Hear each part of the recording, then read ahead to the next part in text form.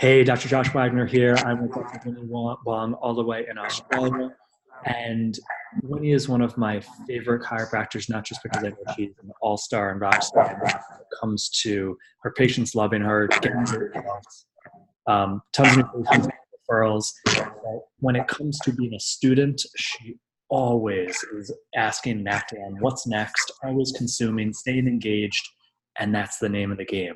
Not thinking that's going to happen. So I give her so much credit. She's built a beautiful practice from scratch in under a year, and even before that has had tremendous success as a locum doctor. And the point of this is for her to share some advice on when you're getting started, what's the best ways to go about it so you don't feel so overwhelmed. So, Annie, from your perspectives, a doctor starts getting this material. Some of them feel like, oh, I've got to learn it all and then completely implement it into my practice, and that feels overwhelming. What would you recommend to just start, just to get started and do it well? When I first started, what I did was consistency is the key. When I first started, I just made a commitment that there's at least 5 days a week that I will watch at least a video or at least 5 videos in a week to make sure that I'm keeping myself on top of all the videos. And then, so could be videos, could be just jumping onto group call, but now I'm doing probably around 3 times a week that making sure that I'm either jumping on call or going back to the materials that I watched before, because now I've watched all those videos. I'm just going backward to make sure that I'm not missing anything. It's always a good idea to just go back. And then what I did initially when I first started with the materials is I just do it. Anything that I learned from one video, I just do it straight away. I still remember the first video that I watched. I think it was the care commitment list. I do it straight away. Oh no, that was the Leadership. leadership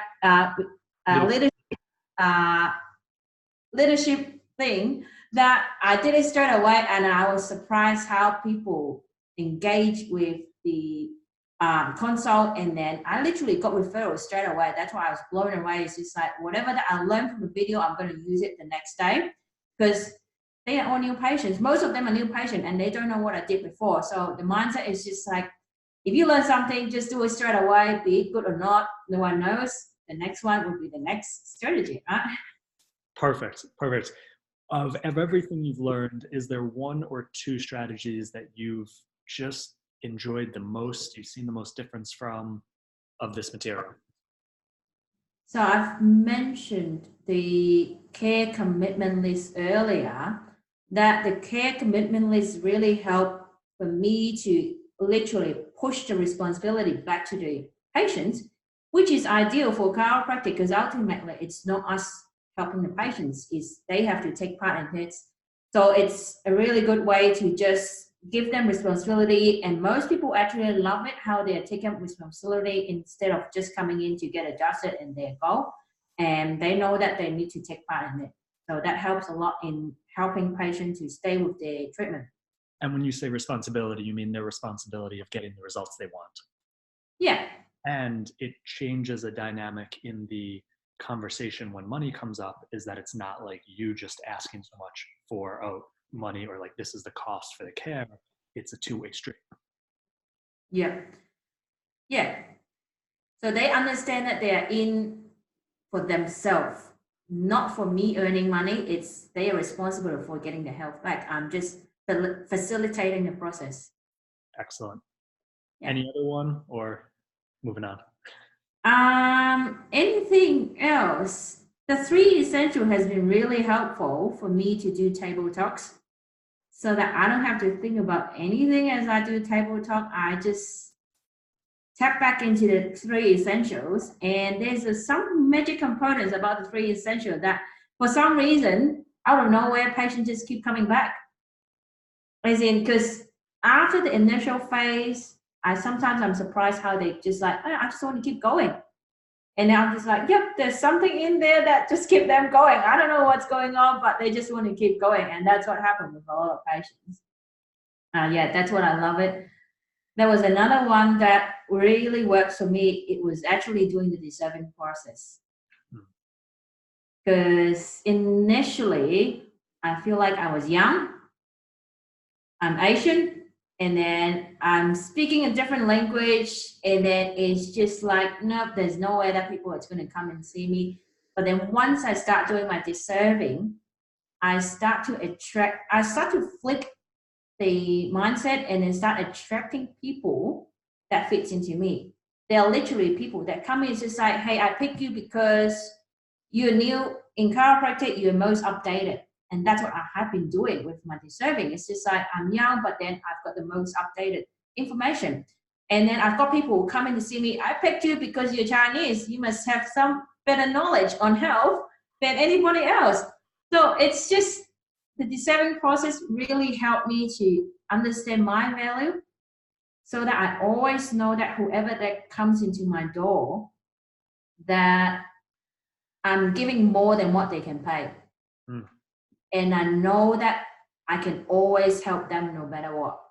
So that's a certainty that I can always bring into the consult that people were just blown away. It's just like, hey, you're young, but then you just got so much certainty in your recommendation. I'm like, yeah, because that's just what I do. Yeah. Perfect. And anywhere outside of practice that you've noticed a difference, maybe it's using deserving process, in any way, shape, or form, how has what you've learned or working together made a difference outside of practice? Huge difference. Huge difference. More specific, the deserving process helped a lot with dealing with a lot of family issues that haven't been solved, still under the track to solve it, but it's heading towards the right track. So it has been really helpful. Plus, because now I've structured my clinic in a way that I literally got time for myself. So it's practice is practice. My personal life is personal life. That I literally feels like I'm getting my own time. That just like the last weekend, 2 days weekend, I literally come back to practice. That yep, I have a real weekend because I do nothing for practice for the 2 days break.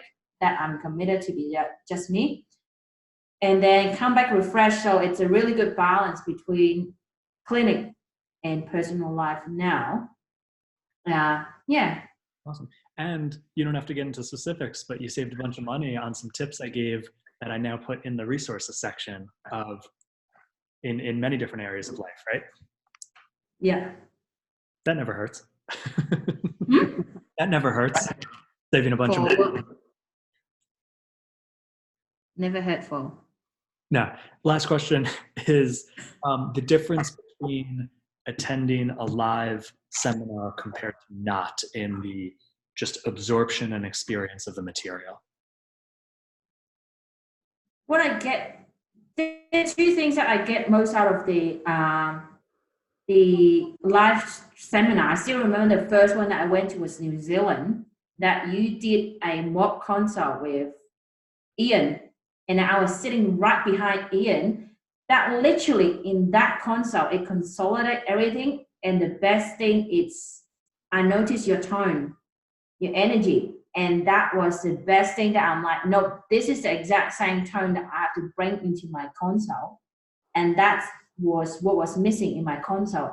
I know the script, I know what I should say, but it's just the tone that was missing. And you only can experience it in the live seminar that you'd be like, nope, this is the tone that I need to bring into, because it was intense when I was sitting behind Ian. It was like, looking at you, like, yeah, you're saying the same word, but it feels different to what I normally do. So I'm trying to bring back that tone that you had into the consult, and it made a huge difference.